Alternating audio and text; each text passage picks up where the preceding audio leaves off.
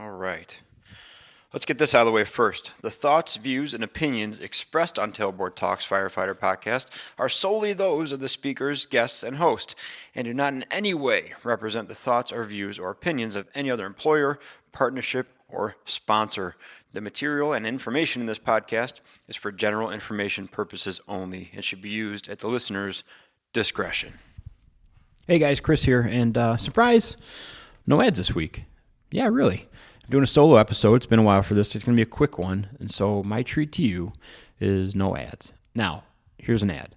If you do like the show, if you like what's going on here, if you liked any past episodes, you want to support the show, go to the Buy Me a Coffee button on the website. It's also linked to my social stuff. That's just a little way to donate to the show and show support. If you don't want to do that and you want to buy a hat or a shirt or a sticker, go do that. 4shiftfitness.com, number 4th, shiftfitness.com. Go buy some stuff. That also supports me and the show. But like I get into in the episode here that I'm about to record, so hopefully I remember to get into it, my clients are to thank for all this. All right, let's talk. Here comes the intro. Skip forward 30 seconds if you want to get right to the episode. This is the Tailboard Talk podcast, the best health, wellness, and lifestyle resource for the fire service. We're using stories, lessons, and tips from the front lines to give a realistic view of what the job can do to us and how we can make it out alive. I'm Chris Morella, a firefighter since 03, medic since 05, full-time since 08, and promoted to lieutenant in 20. I'm also a personal trainer and strength coach, and I'm here to give you the best information and host the best discussions to make us capable and durable, both on the job and away from it. So grab a heater, steal some fancy creamer from First Shift, and let's go chat. Oh, welcome. Welcome. Man, it's been a few days. It's been a week. Kids were snotty for a couple days. Nathan's been coughing for the past 3 days. It sounds terrible. I think it's just an upper respiratory infection because it's not that terrible. But man, between him coughing every 30 seconds, me yelling at him to cover his mouth every 32 seconds, Sawyer being herself and also full of boogers for the past 3 or 4 days, Katie and I have just been, basically you could have just recorded us saying no and stop and don't touch each other and get your whatever off of their whatever, and just play it on loop at 11 out of 10 volume for the past 4 days, and that would have been our parenting. I mean, talk about really feeling effective and like a good parent, but holy cow, man. So because of that, I'm going to break a cardinal rule here of broadcasting, and I'm just going to, I'm in the garage here, and it's a little echoey, but it's quiet. It's quiet. So come along with me, people, and I'm just going to look up here on the wall clock of the garage, and for the next 5 seconds, let's just be quiet.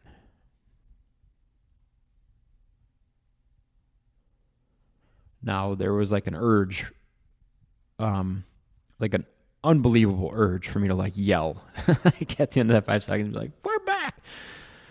But I didn't. It's just been so loud. So here's a story. So a long time ago, probably a couple of years ago, I think I had the company. I had 4 Shift Fitness at that time. We were in the kitchen and we were eating cake, which is not a shocker. If you worked with me or you've been around me, I eat a lot of stuff. Cake is fine with me. Pie, fine. Ice cream, I'm down. Candy, obviously, we've had that episode. I like all the best candy. But it shocks some people. Some people that I don't work with often, or some people that, just aren't too familiar. They gotta make a comment. I gotta make a comment to the fire station. Oh, a fitness guy having some cake. And I was like, yeah, dude, my second piece today in the past 2 hours. And it's only noon. So, but they have to comment on it, right? And she's like, if some fitness guy you are eating cake. And I said, no, dude, I eat cake because I am a fitness guy. The stuff I do, that's the reason I can eat cake. Now I have a decision to make at that point. Do I go personal? Are we doing a real firehouse personal thing? Or do I stay pseudo-professional and just let them slide on that? I go personal usually. So after that, if they continue, the only recourse I have is to point out why, in fact, I can eat cake and how it will impact me compared to whoever I'm talking to, and why a piece of cake could be absolutely devastating or continue to be devastating for them. And I can just shrug it off with no big deal. Now, is that a little bit of hyperbole? Yeah, because I can't just shrug it off. But if they think I'm a fitness guy, I'll let them believe it. And so, yeah, we get to hurt some feelings once in a while. We get to have some rude conversations once in a while. But I don't know, man. You can come correct or figure it out. So, but I realized like that's confusing for some people, right?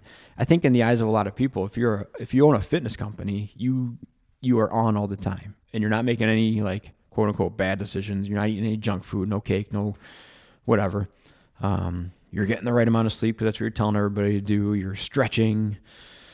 Well, I'm not a good fitness person, and I'm fine with that. Like I break the rules all the time. I get less sleep than I should because of decisions, like because I'll either stay up at work, screwing around or watching movies. I'll go skate late at night. I'll wake up early in the morning when the kids wake up. Not that I have a choice because they wake me up with violence. And I'm okay with that. Like I am okay with that. I, as a fitness person, understand all the benefits of doing everything the quote unquote right way. But me as a person, as a firefighter and a adult and a former meathead and a former athlete, I still look at myself and be like, yeah, but whatever. Like, what am I going to do? Like, be a nerd? Like, I'm going to go to bed at 8 o'clock every night? No. And those are decisions, right? Those are decisions that I make and choices I make, and I accept the consequences of those decisions. Now, it's easier to accept them because I have had fitness ingrained in my lifestyle for, 25 years or whatever, or 30 years, or forever. So yeah, I can absorb a little more damage than some people when it comes to making those bad decisions. I can stay up late, way too late, and then get up the next day with only a few hours of sleep and be okay. Not a couple days in a row, but I can absorb one of those. I can absorb drinking sometimes. I can absorb sometimes more stress, sometimes way less stress, but I can absorb sometimes less stress. Workouts don't knock me down for 3 or 4 days typically. I've built that kind of this thing where in combination with relying on some decent genetics, I can absorb some damage, right? And that throws some people for a loop. But unfortunately, that's true. Now, that's also a word of hope. Like, if you work hard, you can absorb that stuff too. There's like this old thing going around, like, what if I can't remember where it came from. God forbid, it might even be like a Joe Rogan thing, which I'm down with. He had some pretty good ones recently with the Liver King thing, but about like, hey, wouldn't it be cool if you like bought just a car, like a Civic?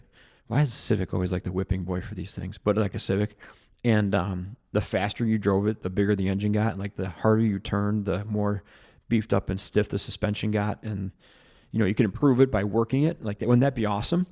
And he was like, well, you can do that with your body. Like, you can actually do that with your body, which is true, right? Now, all this goes back to, I started telling that story because what our conversation came down to was him basically saying like, oh, some fitness guy you don't even care about eating cake. And then he started eating cake. And I was like, no, I don't even care that you eat cake. And I said, but when you decide that you care about eating cake, you let me know and I'll help you however I can get in better shape or make some better choices. And I said, but until you do that, like you eat all the cake you want and get as fat as you want. Like, it doesn't bother me one bit. Now, is that true? Also, no, because I might have to like move that person someday, or I might be relying on them to move me or help me do something in a physical manner. So a little bit of hyperbole there, right? But it's very true in the sense of like, if you don't want help, I'm not going to force it upon you. And I made a quote, not a quote, technically, I guess. I made a post about that today, kind of, about basically I can't care more about your fitness than you do. I can't care more about your wellness and your lifestyle than you do. Because I've been in that position before. Like, starting out as a young trainer, you just want to help everybody, right? So you get people that you've basically made take your program, or like you've solicited them into taking your program. And to them, they're either half interested or not really interested. And so you're forcing it upon them. And it gets discouraging because you're like, hey, come on, we're going to work out today. And they're like, yeah, no, I got other stuff to do. And you get frustrated because your expectations and you're kind of forcing your values on that person that they don't align. And it's a trap for the fitness industry. I'm sure it's a trap for a lot of things, but I have experience with the fitness stuff, right? So yeah, I can't care more about your fitness than you do. But here's the big caveat. As soon as you care about it enough to like reach out to anyone, it doesn't have to be me. Like, if I see you digging in with anyone and making changes, like, I'm 100% on your team. I'm all about it. I'm not someone that's like, hey, that person was a tub of goo 5 years ago, and yeah, they've lost 50 pounds and they're a lot stronger and they're awesome, but still, like, they're still a tub of goo. Like, that's not what I do. Like, if that person gets better, they get better. Like, that's better for everyone. Why wouldn't we want to acknowledge that and, like, celebrate that? And especially, like, compliment that person, let them know that you notice that stuff is getting better, right? So as soon as you care about it, I am 100% on board.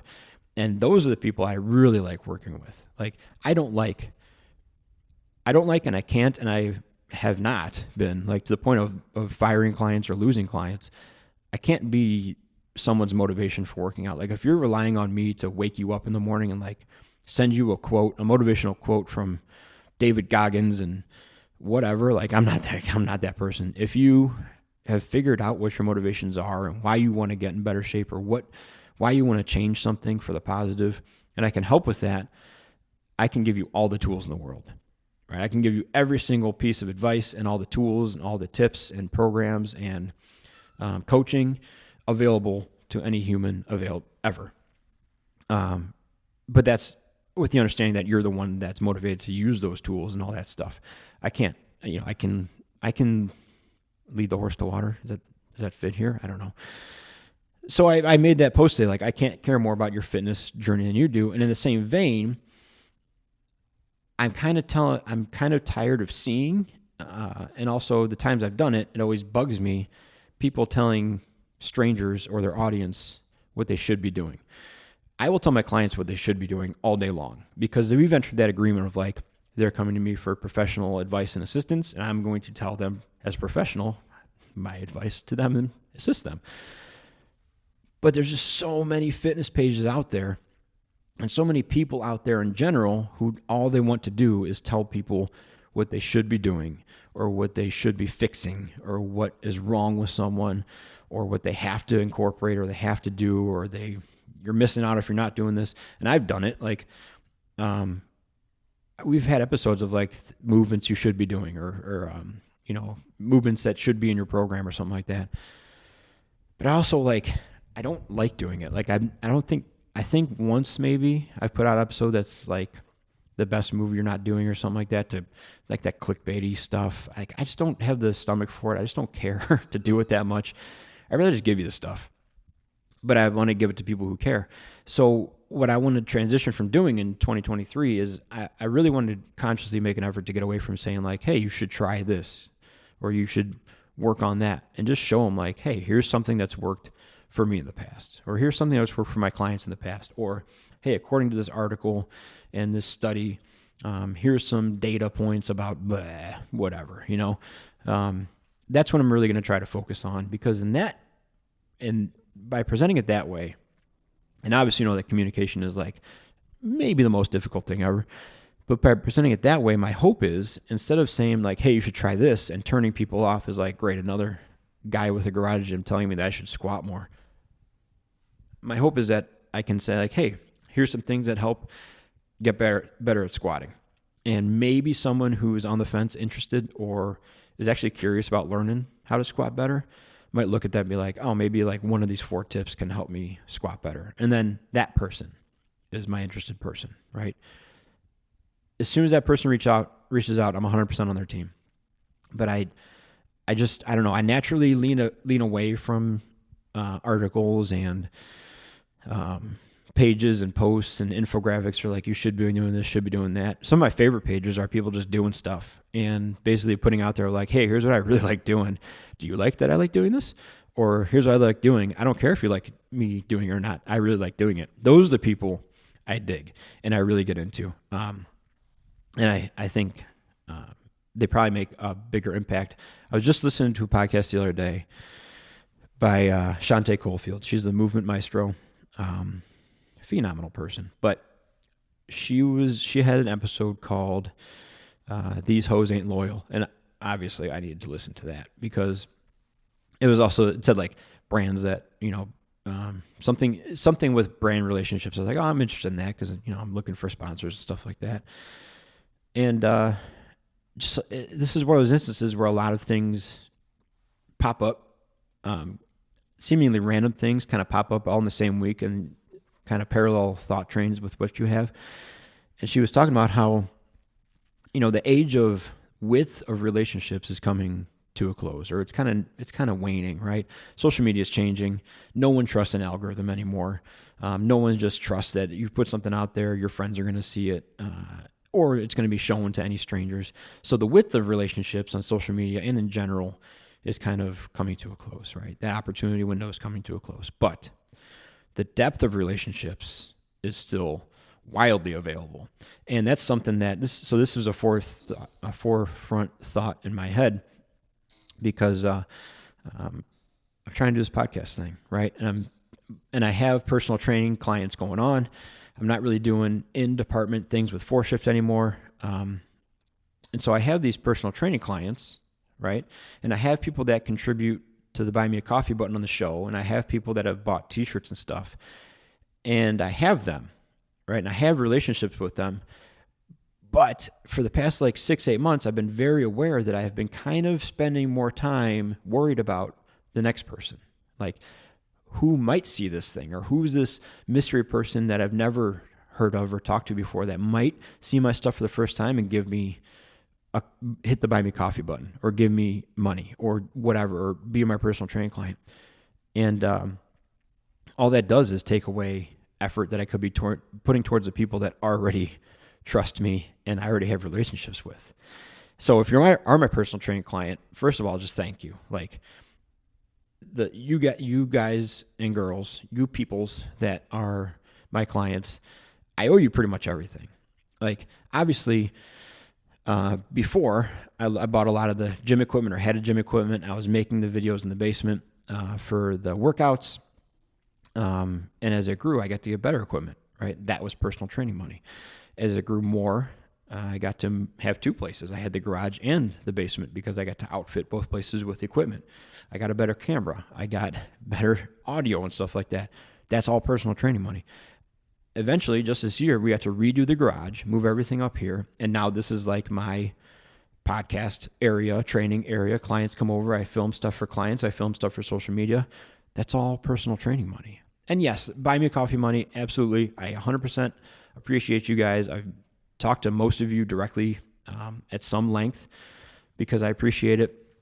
If you bought a t-shirt, a hat, I've tried to do my best to reach out and talk to you. I really do appreciate it.